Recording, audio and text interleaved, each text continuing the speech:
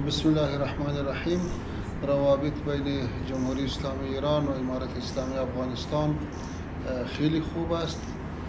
در هر دو کشورها سفارتخانه ها و کنسولگری فعال است. روابط سیاسی هم داریم، روابط اقتصادی هم روز به روز خوبتر میشه و کوشش هر دو کشورها همی است که چطور در عرصه های مختلف پیشرفت داشته باشیم و با یک دیگه خیر برسانیم. ما از این حالتی که فعلا هست راضی هستیم. مثل چند وقت پیش یک هیئت 30 نفره از امارت اسلامی آمدن به ایران و یک چند قرارداد و موافقتنامه در زمینه تجارت و اقتصاد به امضا رسید. اگر بگوییم که این موافقتنامه ها اجرایش در کدام مرحله است؟ بله، بعد از او که معاون اقتصادی ریاست الوزرای امارت اسلامی افغانستان محترم برادر آخان و امرایش هیئت آمد، همینجا توافقات شد.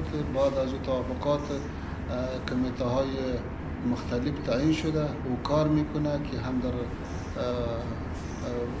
قسمت تجارت، ترانزیت، همینطور در مختلف عرصه ها زراعت و غیره کار میکنه و امیدوار هستیم که نتیجهش زود به دست میآید انشاءالله و روز به روز در اون کارا پیشرفت جریان داره. در ارتباط با بندر چابهار ظرفیت سازی که برای افغانستان در قسمت تجارت کرده، اگر بگوییم ارزشش چقدر داره؟ برای ما خیلی مهم است، هم برای جمهوری اسلامی ایران و هم برای افغانستان، ولی ما میخواهیم که هسته نه تنها افغانستان از بندر چابهار استفاده بکنه، ولی ما میخواهیم که از طریق افغانستان آسیای میانه و شمول چین هم وصل شود و از چابهار استفاده شود.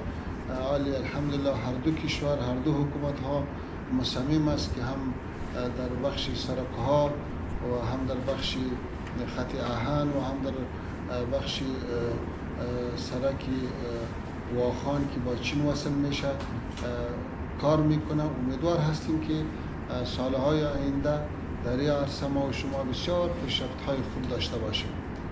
خب به خاطر کنفرانس فلسطین شما اینجا حضور دارید، موضع حکومت سرپرست افغانستان در ارتباط با فلسطین چیست؟ ما نظر امارت اسلامی افغانستان دیروز با جلسه بزرگ و کنفرانس بزرگ که در تهران دایر شده بود اعلان کردیم. موقف امارت اسلامی افغانستان یه هست که در سرزمین تاریخی فلسطین حکومت فلسطین ها جور شود، به رسمیت شناخته شود و اشغال به پایان برسه و این همه ظلم و ستم و وحشتی که از طرف رژیم صهیونیستی میشه ما این به شدت محکوم میکنیم و ما مبارزه‌ای که برادرای فلسطینی میکنه و را مبارزه قانونی و حقشان میدانیم. در افغانستان زبان فارسی و پشتو هر دو زبان رسمی ما هست، هم فارسی هم پشتو. در این باره هیچ نوع تبعیض وجود نداره. هم در تمام شعبات، در تمام پانتون ها، مکاتب هم به فارسی تدریس میشه هم به پشتو. مکاتب در تمام نظارتخانه ها هم به فارسی نوشته میشه هم به پشتو.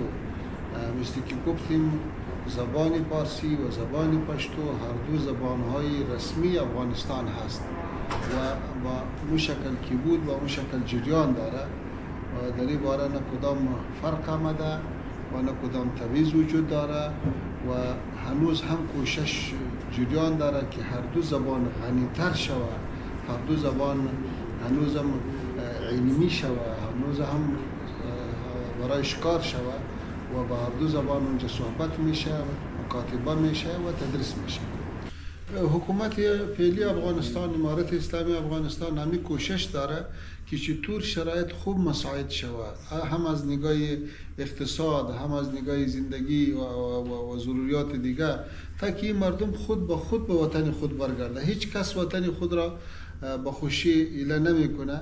شما در جریان هستی که 45 سال اونجا جنگ بود، اونجا اشغال بود، اتحاد جماهیر شوروی بعد از امریکا و ناتو بمبار بود.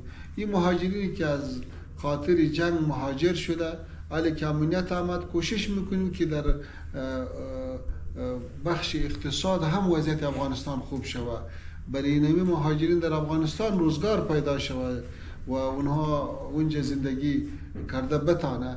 ما از کشورهایی که زیاد مهاجرین را توالی جای داده تشکری میکنیم و خواهانیم که آهسته آهسته به تدریج بسیار با عزت و با کرامت انسانیش احترام شود و آهسته آهسته به وطن بیاید.